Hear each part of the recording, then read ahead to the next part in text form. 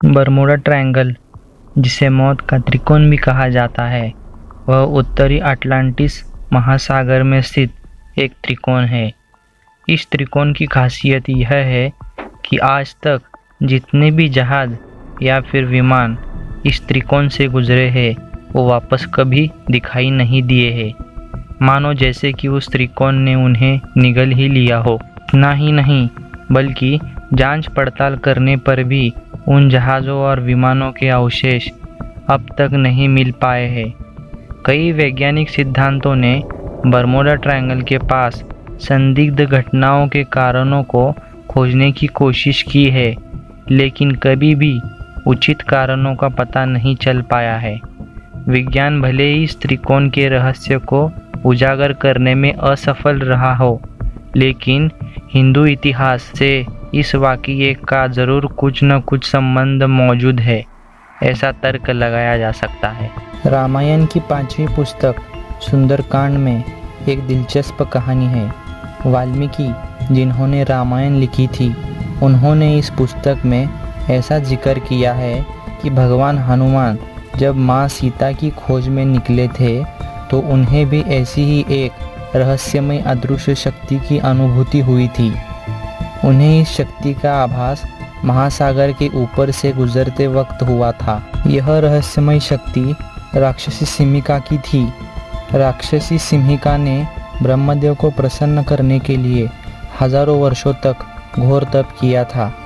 सिमिका के इस तप से प्रसन्न होकर ब्रह्मदेव ने उन्हें दर्शन दिए थे और राक्षसी से प्रसन्न होकर उसे वरदान मांगने के लिए कहा था। तब सिमिका ने ब्रह्मदेव से किसी भी चीज़ को अपने ओर आकर्षित करने का वरदान मांगा था और ब्रह्मदेव ने उसे यह शक्ति प्रदान की थी।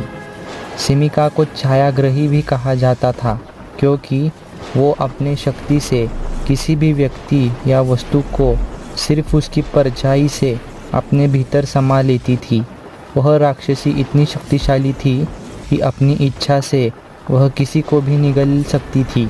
एक बार माता सीता की खोज में भगवान हनुमान महासागर के ऊपर से उड़ रहे थे। तब उन्होंने महसूस किया कि उनकी गति कम हो गई थी और उन्होंने महसूस किया था कि किसी अदृश्य शक्ति के कारण वो शक्तिहीन हो गए थे। हनुमान जी ने तब अपने नाखूनों से उस अदृश्य शक्ति को चीर दिया था और फिर से विचारों की तेज़ी से उड़ान भरी थी। लेकिन थोड़ी ही देर में उन्होंने सिमिका राक्षसी को देखा था। वह हनुमान जी को उनकी परछाई की मदद से अपनी ओर खींचने की कोशिश कर रही थी। अपने दिमाग का उपयोग करते हुए हनुमान जी ने अपने आकार को कम कर दिया और उस राक्षसी के शरीर में प्रवेश किया और उसके सभी आंतरिक अंगों को नष्ट कर दिया था। ऐसा माना जाता है कि वह मरी नहीं थी, लेकिन किसी रहस्यमय जगह पर भाग गई थी। ऐसा तर्क लगाया जा सकता है कि वह जिस जगह छिप रही है वह बरमूडा ट्रायंगल हो सकता है, क्योंकि बरमूडा ट्रायंगल और छायाग्रही की शक्तियों में काफ़ी समांतर पाया गया है। दूसरा तर्क महादेव के महानतम भक्त रावण से जुड़ा हुआ है। हम सभी को पता है कि रावण ने घोर तपस्या करके ब्रह्मदेव से अमृतत्व का वरदान मांगा था। रावण ने इस अमृत कुंड को अपनी नाभि में एक मणि के रूप में छुपाया हुआ था।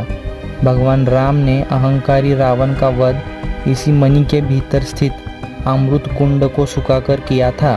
भगवान राम के इस हमले ने मणि के भीतर का अमृत नष्ट कर दिया था, जो रावण की मृत्यु का कारण बना था।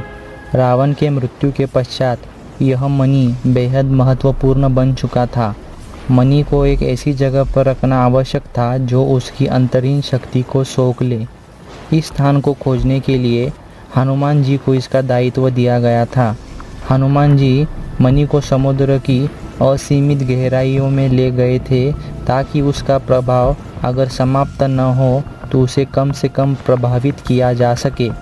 आज के समय में वह असीमित गहराई वाला स्थान बरमूडा ट्रायंगल होने का तर्क लगाया जा सकता है।